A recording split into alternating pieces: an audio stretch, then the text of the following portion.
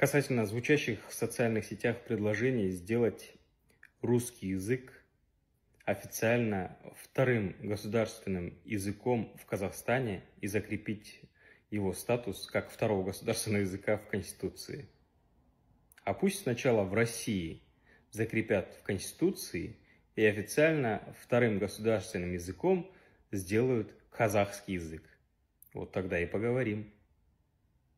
А почему нет? А почему нет? Я вижу, не всем понравилось мое вчерашнее предложение сделать вторым государственным языком в России казахский язык и закрепить его статус в Конституции Российской Федерации. Просто поставьте тогда себя на место нас, казахстанцев. И, наверное, станет понятна реакция наша. Почему мы так реагируем, когда звучат предложения сделать русский язык вторым государственным и закрепить в Конституции его статус.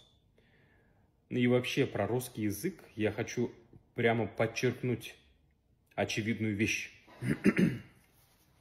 У русского языка в Казахстане проблем нет в принципе. Любые утверждения о том, что у русского языка в Казахстане какие-то проблемы, это ложь и провокация. Провокация, не иначе. У нас в казахских классах дети на переменах между собой разговаривают на русском языке. В любой двор выйдете, учащиеся казахских классов во дворах, играя в футбол, на детской площадке, разговаривают друг с другом на русском языке.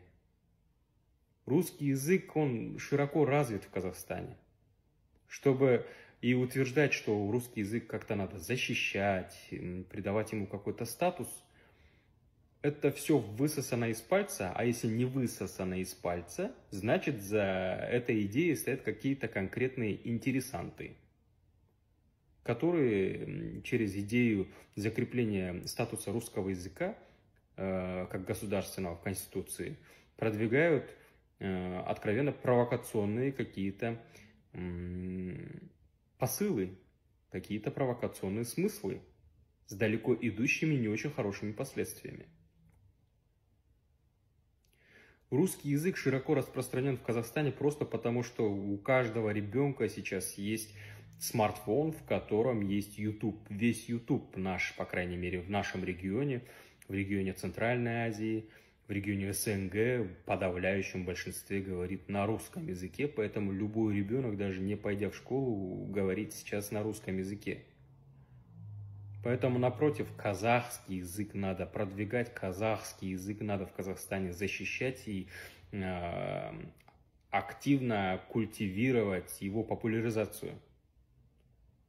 У русского языка, повторюсь, проблем нет. Есть серьезная проблема с распространением казахского языка. Вот над чем надо работать. А когда кто-то вот на ровном месте предлагает там защищать русский язык, надо просто задуматься, а что стоит за этим предложением? Или кто стоит за этим предложением? Если кто-то и стоит, в Казахстане ли эти кто-то, кто стоят за этим предложением? Может, надо посмотреть в сторону севера, нашего северного соседа, который всегда на ровном месте выдумывает проблемы про русский язык. Вот нигде в мире, вот я не могу вот за последние годы найти примера того, чтобы проблема вокруг языка стала поводом для войны. Ну вот с нашим северным соседом проблема русского языка надуманная, причем стала поводом для войны.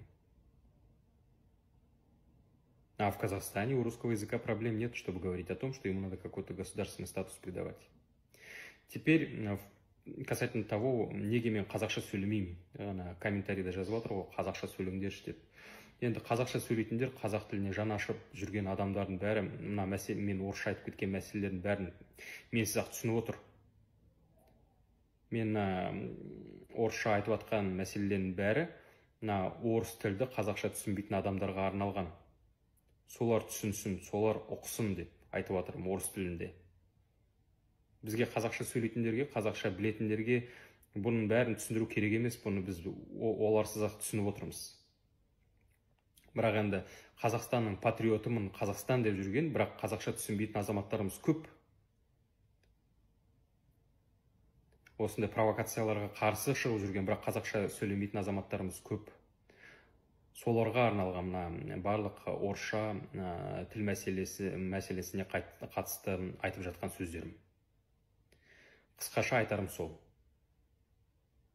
Аман болайық, еліміз дамы берсін, тәуелсіздігіміз мәңгі болсын.